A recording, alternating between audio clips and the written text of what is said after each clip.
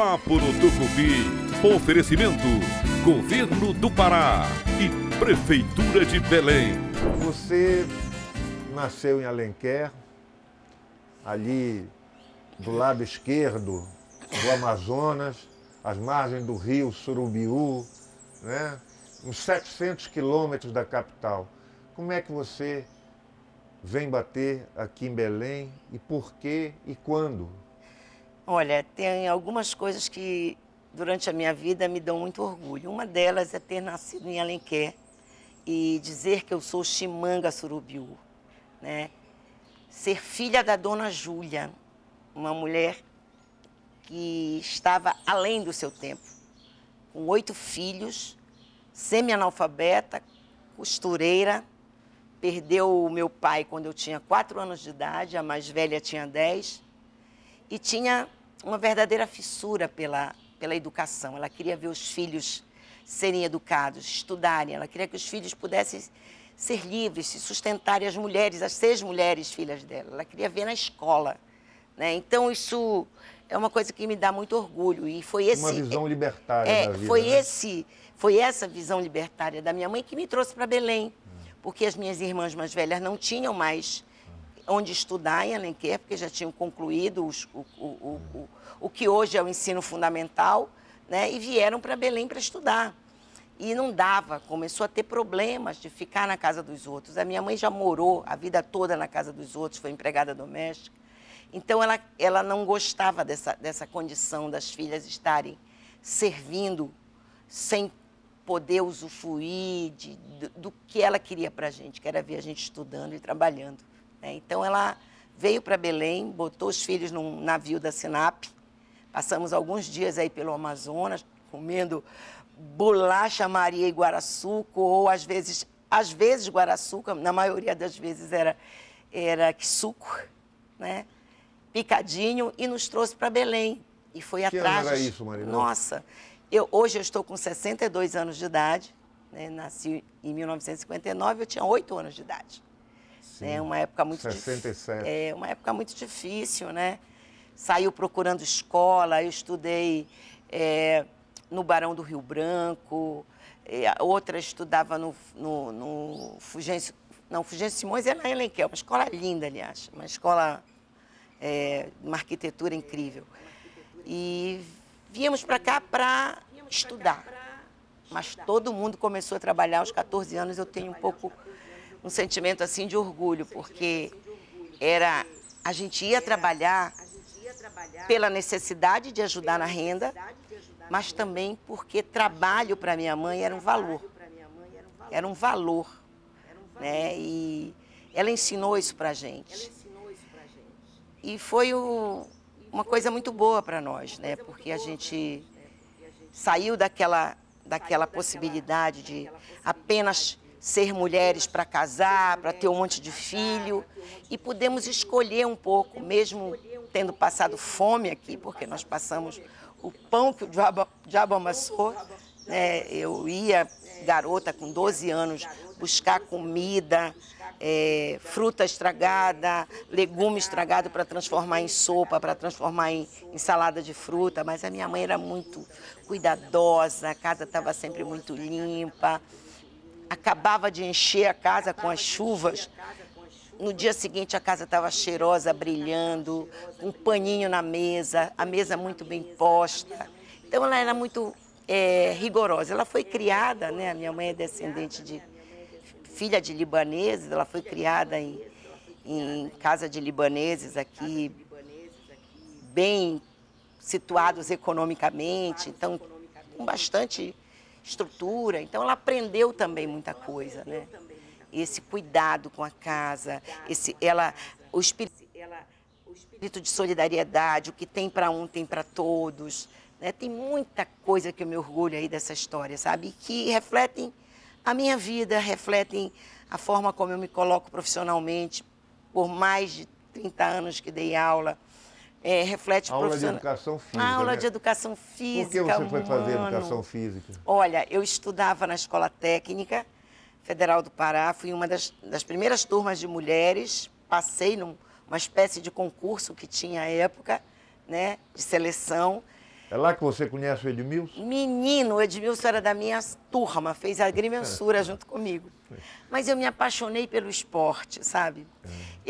Quando eu tinha 12 anos de idade, eu estudei no Maroja Neto, na Pedreira, a primeira escola de primeiro grau, no pós-reforma, quando o Jarbas Passarinho foi ministro da Educação, né? E lá eu peguei o gosto pelo esporte, só que não tinha muita coisa.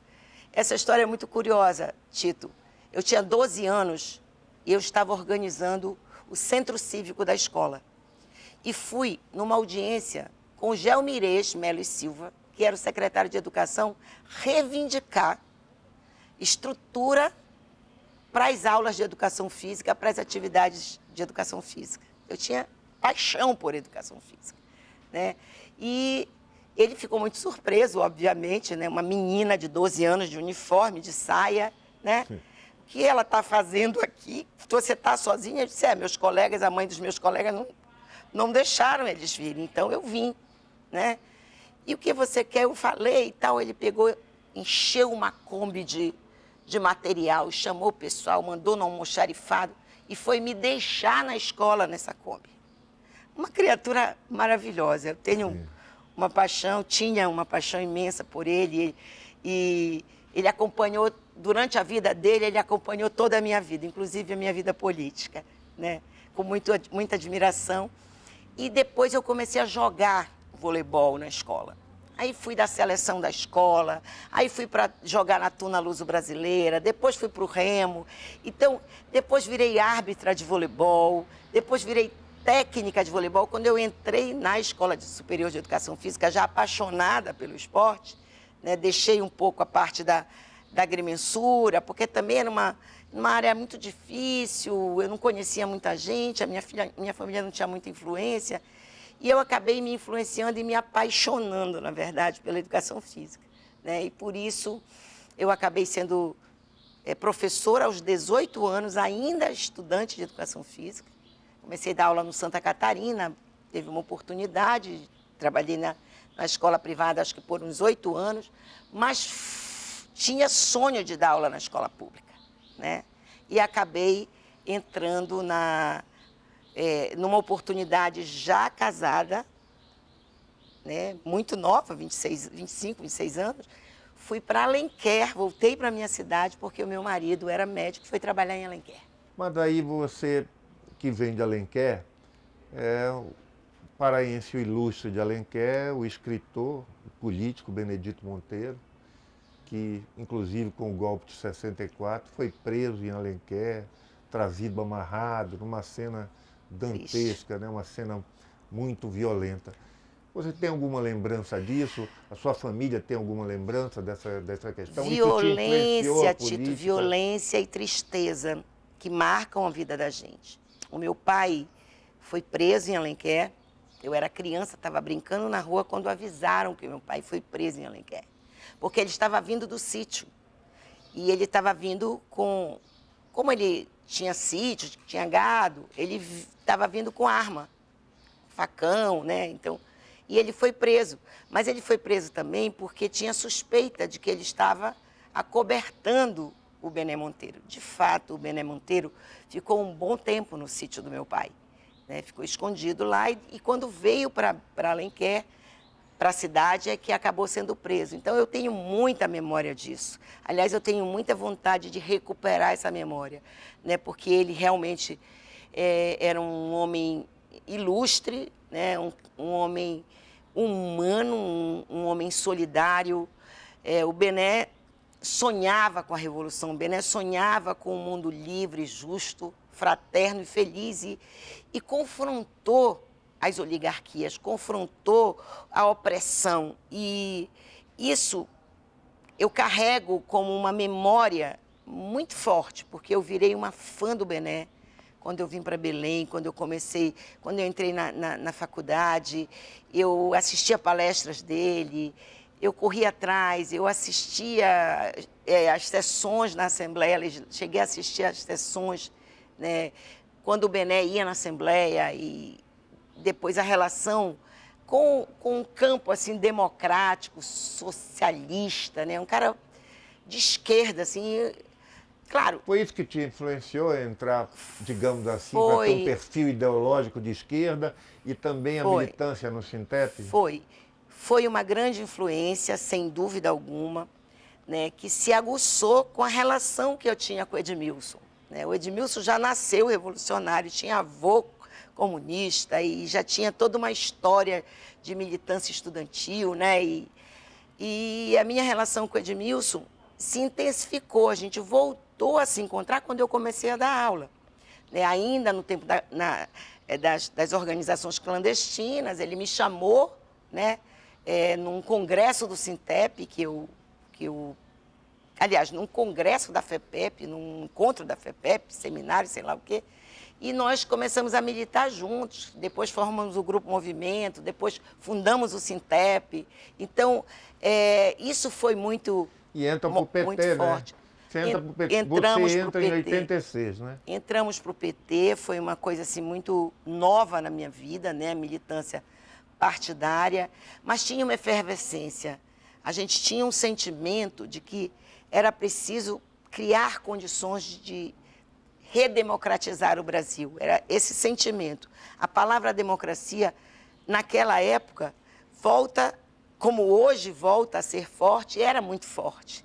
Né? Então, a gente precisava ter liberdades. A gente cresceu vendo muita gente ser preso, muita gente ser torturado, muita gente ser assassinada, e a gente ouvia e a gente debatia isso.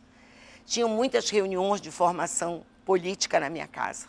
Né? Eu já era casada, né? E sempre morei em casa grande, né? Nós sempre tivemos um carrinho, meu marido era médico, e eu ajudava, e ele ajudava sobremaneira a gente nos movimentos. Né? E isso também facilitou. Eu não poderia ter um marido opressor com uma mãe que dizia que os valores mais importantes da vida de uma mulher é o estudo e o trabalho. Né? Então, eu tinha que trabalhar não estava muito longe da verdade, né? Com alguém que compreendesse esse meu espírito libertário também, que eu herdei e que eu aprendi também. Porque a gente não é só herança, né? Genética, é herança moral, é herança de formação. Aí você entra na política partidária para valer pelo PT e se elege junto com o Edmilson, né? Você é vereadora e o Edmilson prefeito de Belém, numa eleição que ninguém esperava que o Edmilson fosse vencer, né? Foram duas surpresas, né? Eu tinha vindo de uma campanha salarial dura e lutas aqui. Lutamos pelo Estatuto do Magistério, pelo regime jurídico único. O Edmilson, como deputado, deu uma grande contribuição e a gente interagia com essa discussão, né, da criação de leis e de lutas por direitos para os educadores aqui no Pará, pela educação, na verdade. Não apenas pelos educadores, né, pela educação de qualidade. E essa minha vida militante acabou culminando num determinado período da história dessa luta, numa exoneração sumária, por causa de uma greve. E naquela época a gente juntava 10 mil professores na rua, ocupava prédio, ia para lá, ia para cá, e isso gerou uma projeção também, porque eu era dirigente sindical, né? E acabou que nós decidimos pela candidatura do Edmilson, que tinha sido candidato a senador na eleição anterior, tinha tido 94. Cerca de 300 mil votos como senador, e do meu nome para representar esse segmento da educação, né? E você faz 3 mandatos consecutivos, né? Pelo amor de Deus, de e não é que eu fui eleita, o Edmilson, que saiu de 3% da eleição, fomos para o segundo turno, foi aquele clamor social na cidade, as pessoas carregando colchão vermelho, fazendo bandeira. A minha mãe passava o dia na máquina, ela era costureira, vivia de costura, o dia inteiro na máquina fazendo bandeirinha do PT. Para doar, para vender, para ajudar nas campanhas, fazendo feijoada, fazendo rifa, como até hoje eu faço, viu? Até hoje eu faço isso.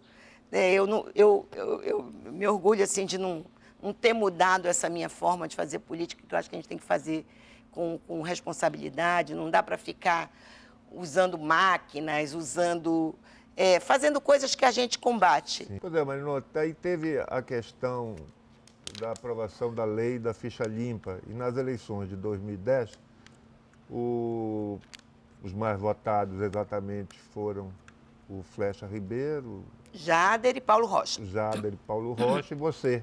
A quarta. A quarta. Quase 800 mil votos. E aí o Jader e o Paulo Rocha saem, porque foram enquadrados na lei de ficha limpa, e você fica no Senado durante um ano, praticamente, né? 11 meses, exatamente. 11 meses, exatamente. De fevereiro a dezembro. O que você achou daquela decisão de não enquadrá-los na ficha limpa? Os 11 meses que eu passei no Congresso, eu tinha certeza que eu ia sair. Então, eu vivi aqueles 11 meses intensamente. Eu quero saber de você qual vai ser a postura do PSOL nessas próximas eleições. O que é que você acha? A nossa regra é combater o neofascismo, é combater Bolsonaro, combater toda essa corja de milicianos, de traficantes e de bandidos que estão tomando conta do país, ocupando espaços no parlamento, ocupando espaços de poder, contrariando a regra da democracia.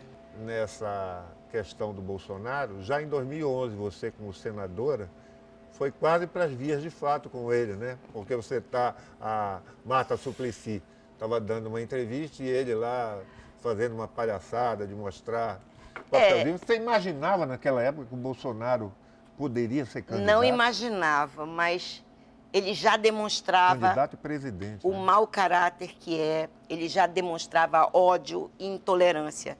E por isso eu fui para cima dele. Ele entrou com uma comissão de ética, porque eu bati nele, olha... Virou meme, né? Inclusive viralizou na internet. Virou. Nós vamos mostrar aqui ele merecia muito mais, viu? Porque não apenas pelo episódio de discriminação com a população LGBTQI+, mas com as mulheres, com os negros, com os jornalistas. Ele ameaça, ele xinga, ele desqualifica as pessoas foi uma atitude muito corajosa, que não Partir concordam com ele. Ele tem um pensamento totalitário, ele é um fascista, ele é um genocida, na verdade, porque o que morreu de gente nesse país pela negligência, pelo negacionismo dele em relação à pandemia é uma coisa absurda.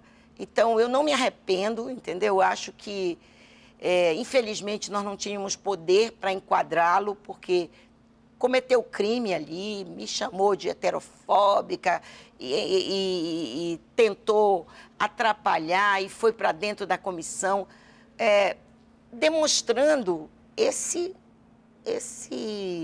homem ridículo que é, né? Que não tem postura, que não tem postura de parlamentar, que não tem como representar. Ele fala em pessoas de bem, as pessoas de bem são os trabalhadores, são as pessoas que lutam. Ele não tem a menor qualificação para defender o povo brasileiro, nem o Brasil. O Brasil está com as fronteiras abertas, o Brasil está sendo achincalhado internacionalmente pela sua postura em relação a como trata a questão ambiental, a como está tratando esse momento do enfrentamento da Covid. Então, eu não me arrependo, viu? Eu não digo que... Mas você se arrepende de ter dado um trampesco nele? Eu dei um pouquinho, assim, foi um trampesquinho de nada, mas também ele não merecia que eu perdesse o mandato que estava sendo disputado. Com certeza, por causa disso, claro, para ser enquadrada numa comissão de ética, o decoro é fundamental. Agora, claro que isso é uma butade, uma brincadeira, mas você falava que havia repercussão desse estilo Bolsonaro aqui na eleição contra o Edmilson, que foi um delegado de polícia chamado delegado Eguti, que se posicionou numa candidatura de direita e até extrema direita, e aí houve essa vitória do Edmilson, apertada, é verdade, né? Mas uma vitória de 30 mil votos. Como é que você viu exatamente isso? Eu vi com muita alegria, viu? Porque com essa expansão... Não, a ascensão do Eguti. A ascensão dele... Bom, Como é que É um você viu? reflexo, é um reflexo do Bolsonaro.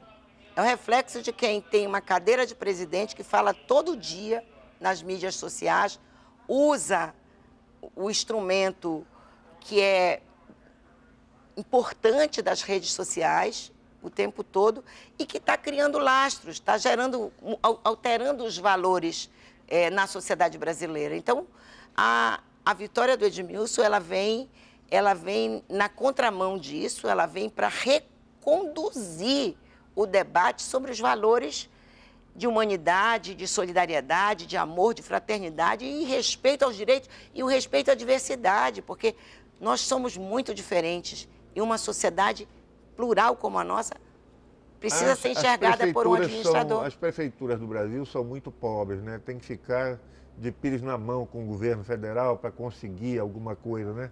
Você acha que esse será o grande desafio do Edmilson, conseguir recursos do governo federal para implantar? O Edmilson é muito maduro e é muito responsável e é muito diplomático. O Edmilson sempre, como a gente vem em uma trajetória de esquerda, os mandatos que ele teve como deputado estadual, federal, prefeito de Belém 2 vezes, agora novamente, ele jamais vai deixar essa coisa da confusão que esse pessoal faz tomar conta de um processo administrativo. Ele está lidando, ele está indo em Brasília, ele está negociando, ele está ajudando a trazer vacina, ele está negociando com o governo do Estado, né? Enfim. Marino, por falar em governo do Estado, o governador do Estado deu um apoio velado à candidatura do Edmilson, né? Embora estivesse concorrendo com o candidato, o José Priante, o deputado José Priante, depois que ele não passa ao segundo turno, o governo dá o apoio ao PSOL. Como é que tem sido essa sustentação das ações do governo do Estado na Assembleia? Eu acho que a reação de alguns setores, que não necessariamente os setores da esquerda, que apoiaram a candidatura do Edmilson, veladamente ou não, né, não importa isso, se deu em função do receio de tornar Belém uma gestão como a do Bolsonaro. Eu acho que foi esse o sentimento. O sentimento, eu acho que patriótico, sabe? Aquela coisa assim, eu ouvi pessoas, olha, eu não sou de esquerda, mas vou votar no Edmilson porque é um retrocesso. A gente não quer retrocesso em Belém. Belém está muito ruim. São 16 anos de abandono das políticas. A nossa cidade é muito bonita, o nosso povo é muito generoso e trabalhador. Então, bora investir em alguém que ame a cidade, que goste do povo, que tenha uma experiência como o Edmilson tinha de gestão. Né, que teve práticas inclusivas, que teve práticas de relacionamento respeitoso com os setores econômicos de Belém, entendeu? Então, e na isso Assembleia Legislativa, como está sendo o apoio ao governo estadual?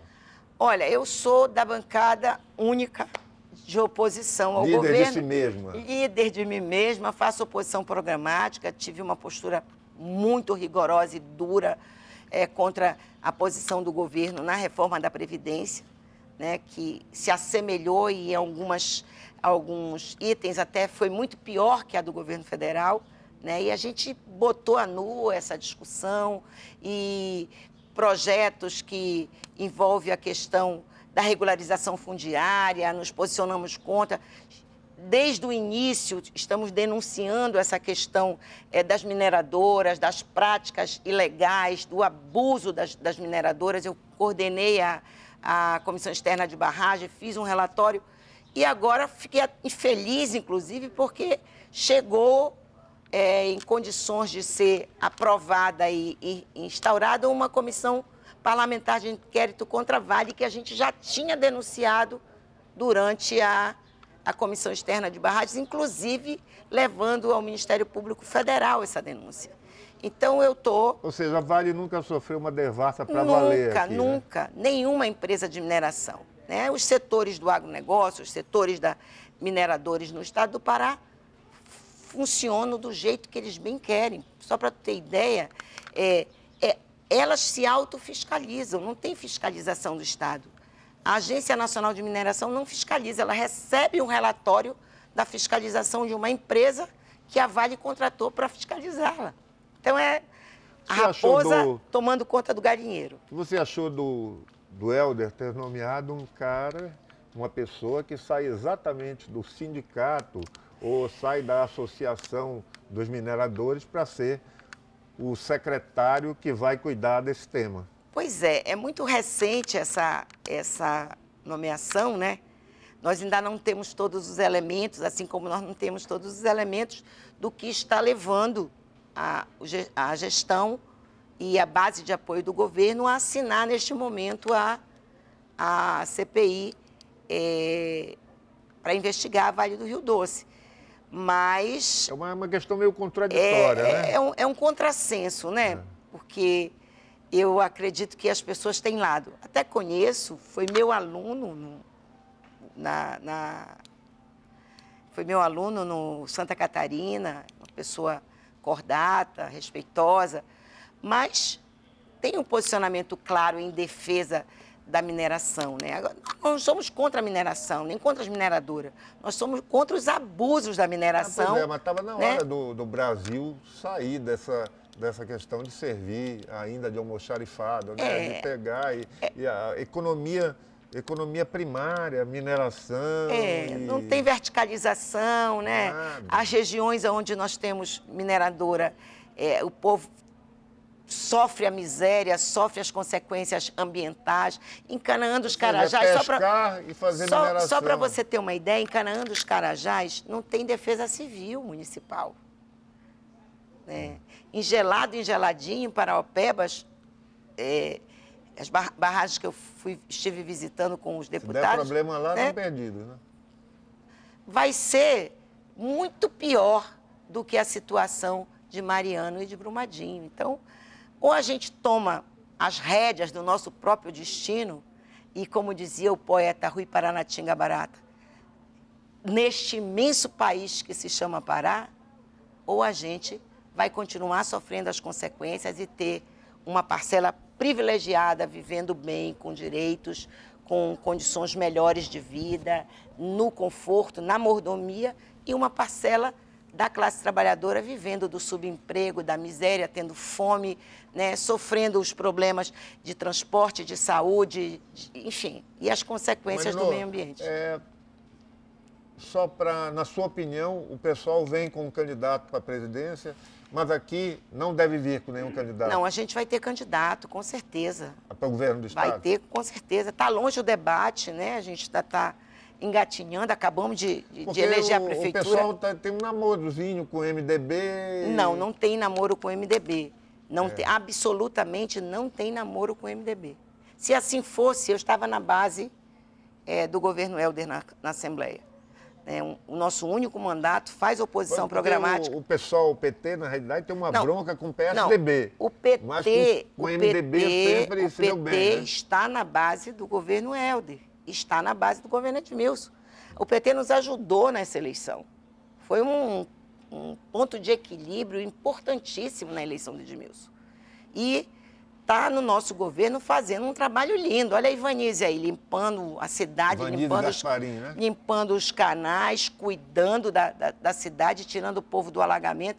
Então, assim, nós somos coerentes com o nosso programa. O que nos move no partido hoje é a defesa de um programa que defenda os interesses do povo. E isso nós estamos fazendo. Marino, você foi presidente da Comissão de Cultura na Assembleia, e agora parece que você tem uma nova missão, que é ser candidata a deputada federal. Eu fui reeleita presidente da Comissão de Cultura agora, estou na Comissão de Direitos Humanos, presido a Frente Parlamentar em Defesa da Educação, estou, inclusive, já criei 2 comissões para discutir a educação indígena, a educação quilombola, para fazer um plano estadual de educação que reflita essa realidade da educação no campo. Estou fazendo algumas coisas. Missão é missão. Se o partido decidir que eu devo ser candidata à reeleição, eu vou ser. Se o partido decidir que eu devo ser candidata a deputada federal, eu vou com toda a minha força, com toda a minha energia, com todo o meu amor pela política e pelo sonho de ver a realidade do nosso país e do nosso povo se transformar numa realidade de vida mais digna, mais feliz, que a gente possa viver com poesia, com amor, com arte, com dignidade, com emprego, com renda. Eu vou à federal, se for a federal, vou representar com muita emoção e com muita dignidade, com muito carinho, o povo do Pará. Nosso Círio é tradição que celebra as graças alcançadas. É fé que renova a esperança em dias melhores. É o auxílio aos necessitados e o respeito às diferenças. Gestos de devoção pela Virgem de Nazaré. Mais uma vez, nossos lares vão formar uma corrente de fé que iluminará a cidade com preces e gratidão. Uma mensagem da Prefeitura de Belém. A luta contra a pandemia une as pessoas. Não importa a religião. É a defesa da vida. Graças a Deus temos uma aliada, a vacinação. Todos devem tomar a vacina. É preciso 2 doses. 2 doses. Se não tomou a primeira dose, tome. Vacina é esperança. É proteção. É a resistência. Solidariedade. Gratidão. Vacina é o amor à vida. Tenha fé. Vacine-se. E não esqueça de usar a máscara. Governo do Pará. Por todo o Pará. Papo no Tucupi. Oferecimento: Governo do Pará e Prefeitura de Belém.